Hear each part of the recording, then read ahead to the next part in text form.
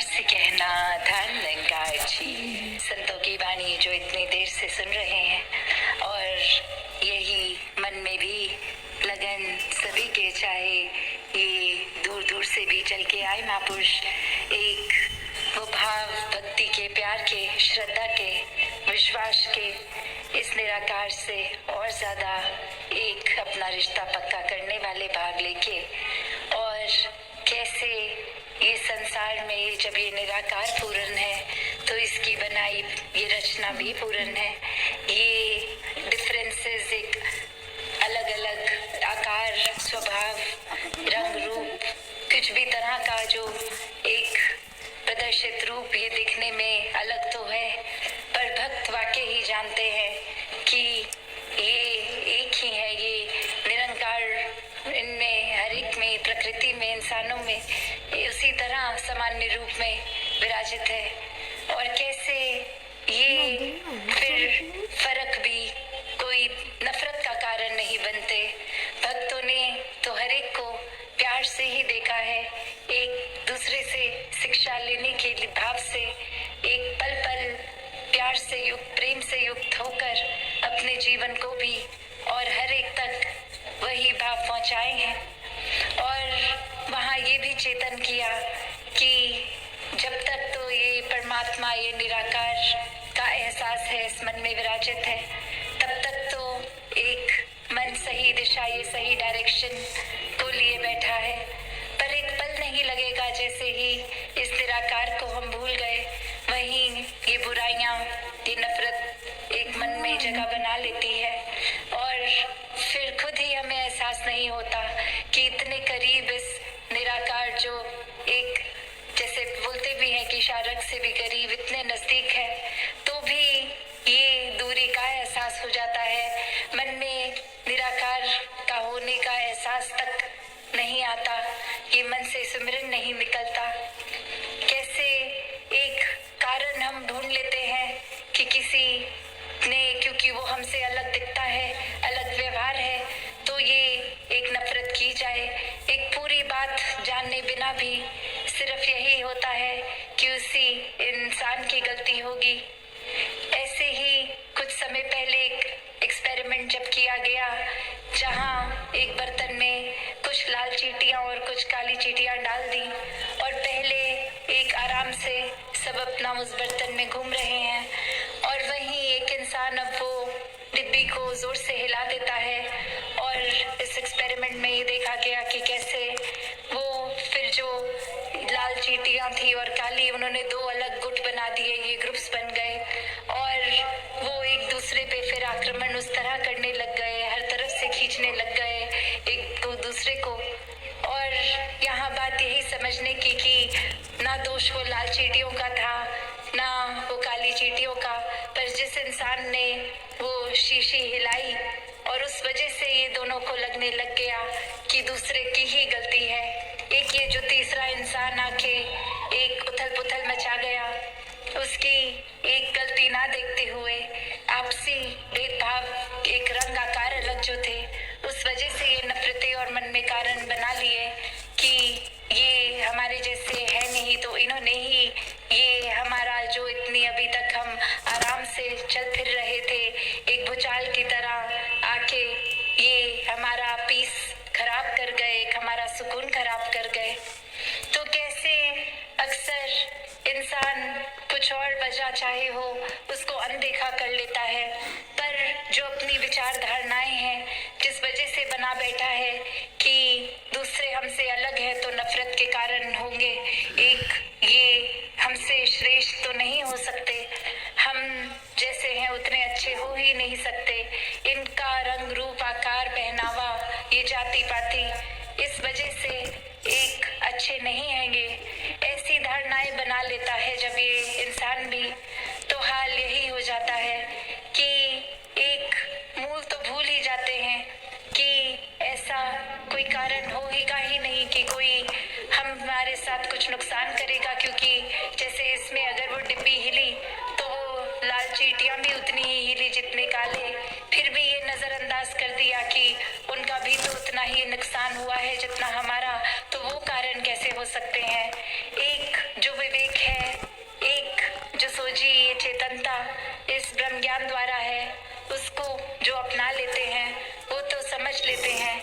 चाहे ये नुकसान रूप हमारा है तो सामने का भी है, तो ये कारण दूसरे को एक दोषी करार ना दिया जाए। तो भाव यही आते हैं कि एक ये जो मजबूती एकत्व संसार में है, इसको हम अपनी सोच के कारण ना खराब करें। एक संसार तो चलो बड़ा दायरा हो गया, अक्सर घर के, परिवार के, दोस्तों मित्रों के ही दायरे में ऐसा हो जाता है कि हमें एक बिना बात के दूसरे की गलती भी ना हो पर वही कसूरवार लगता है। एक यहाँ तो वो भी बात पता है कि इतनी एक जानकारी है, एक वाकिफ हैं, इतना स्वभाव जानते हैं एक दूसरे का, फिर भी एक पल नहीं लगता मनों में दूरियां आने के लिए। तो बात वही है कि जब तक इस निराकार को हर समय हम प्राथमिकता देंगे, तब तक सब ये छोटी छोटी बातें तो नजरअंदाज हो जाएंगी, एक दूसरे पे इल्जाम नहीं लगाए जाएंगे। और वहीं जहाँ जिस तरह एक हम देखते हैं कि एक मेटल में अगर जंग लग गया है या किसी तरह की कोरोजन आ गई है, तो वो अपने आप में पहले वो कितना ही मजबूत और अपनी कमजोरी का कारण वो खुद ही बन गया, क्योंकि जंग आ गई। एक जो अपना आप में वो धातु इतनी मजबूत, और अब खुद ही अपने नुक्स के कारण, अपनी गलती से खुद को ही एक कमजोर खुद ही कर दिया। तो बात वही कि कैसे हम भी अक्सर अपनी सोच को इस तरह इस गिरावट के रास्ते पे ले जाते हैं। सिर्फ एक ही पल होता है, तभी महापुरुष हमेशा समझाते हैं कि हर समय 24 घंटे ये परमात्मा है, तो चेतन रहो, एक चेतनता को अपनाओ। कहीं एक पल में भी ऐसी चूक हो जाती है, ये सोच हमारी ही गिरावट का कारण हम खुद ही बन जाते हैं। कैसे भेदभाव मन में खुद ले आते हैं, और वही बात की निराकार की पूरी शक्ति आत्मा रूप अंश इस परमात्मा का जब हमें है, तो हमने एक पोटेंशियल जो पूरा था कि क्या बन सकते थे और क्या बन गए। ये फरिश्ता भी इंसान बन सकता है और दानव भी, तो हम खुद ही अपनी पतन का कारण चुन लेते हैं। तो ये सोच पे हम दुनियावी चीजों को हावी होने देते हैं, इस परमात्मा को कोसों दूर कर देते हैं। तो बात वही कि अपना नुकसान खुद ही कर बैठते हैं और इल्जाम कभी परमात्मा को दे देते हैं कि हमारी किस्मत ऐसी कर दी या हमारे साथ ही ऐसा क्यों कर दिया। और अगर लगे परमात्मा को दोष नहीं देना, क्योंकि परमात्मा को कोसेंगे तो जीवन में कुछ और गलत होगा, तो अब पहला इल्जाम किसी नजदीक वाले पे लगा दिया गया, कोई भी इस दिमाग में कारण बना दिया ये मेरे परिवार वाले, मेरे मित्र या संसार का कोई अजनबी इंसान ही है दोषी, ऐसा वो ना करता तो ये ना रिजल्ट आता, तो बस एक कसूर एक थोप दिया किसी और पे। तो बात वही कि अगर एक हम खुद ही किसी शार्प ऑब्जेक्ट की कोई आरी हो या कोई तीखी चीज, उस पे अगर अपने हाथ को जोर से दबाएंगे, तो ये तो हमें पहले से ही पता है कि उसका एक स्वभाव, एक प्रवृत्ति, एक ऐसी ही बनावट है जो अपने ही हम हाथ को काटेंगे। तो यहाँ चेतनता इस्तेमाल करनी है कि उस चाकू या कोई वो शार्प चीज को हमने आगे जहाँ वो तीखा है, जहाँ से लगेगा उस तरफ से नहीं पकड़ना, उसके दूसरे कोने को पकड़ना है जहाँ से पकड़ने से हमारा नुकसान नहीं होगा। तो बात वही कि हर कोई इंसान अपने अलग अलग स्वभाव लिए बैठा है, तो वो हम पे ही डिपेंड करता है कि हम हर एक को जिस तरह से डील कर रहे हैं, किसी से बात कर रहे हैं, तो उनको एक उस जगह से, जिस तरह एक चाकू को ऐसे गलत पकड़ने से हमारा नुकसान है और सही तरीके से पकड़ने से एक ठीक रहेंगे हम, नुकसान नहीं होगा। तो हर एक से उस तरह एक बात भी की जाए जहाँ एक दोषों के उनको एक सामने ना लाके, एक बुरी तरह से व्यवहार ना करके, सिर्फ एक ठीक से बोलकर एक व्यवहार अंदर से ही उनके प्रति एक कोमलता से पेश आना। तो बात वही कि हम जहाँ अक्सर कोशिश ये करते हैं कि चलो अगर कुछ है भी तो हम दूसरे का नुकसान कर देंगे, उसमें अक्सर ये भूल जाते हैं कि दूसरे के नुकसान से पहले वो नुकसान हमारा ही है। एक इतना तरीका उस तरह हर एक से, अगर हम ये चाहें कि हर कोई हमारे अनुसार ही हो जाए, एक जो चीजें हम में पसंद हैं हर एक में बस वही चीजें हों, तो दूसरे को बदलना तो पॉसिबल है नहीं। सिर्फ हम अपनी सोच को सही दिशा में, सही ट्रैक पे रख सकते हैं। एक खुद पर काम करके वो चीजों को बदल सकते हैं। और ये कोई ऊपरी तरीका, कोई सीखने का कोई होगा तो कुछ पल ही टिकेगा, कुछ दिन ही टिकेगा, कुछ महीने ही टिकेगा, और फिर हमें कहीं ना कहीं वो बनावट से खुद ही अक जाते हैं, खुद ही परेशान हो जाते हैं, तो अपने असली तौर तरीकों पे वापस आ जाते हैं, क्योंकि वो दिल से बदलाव नहीं हुआ, वो तो सिर्फ एक ऊपरी था। तो फिर कैसे एक परमानेंट, एक हर समय का बदलाव अगर वाकई ही चाहते हैं तो फिर इस निराकार से ही जुड़ना होगा।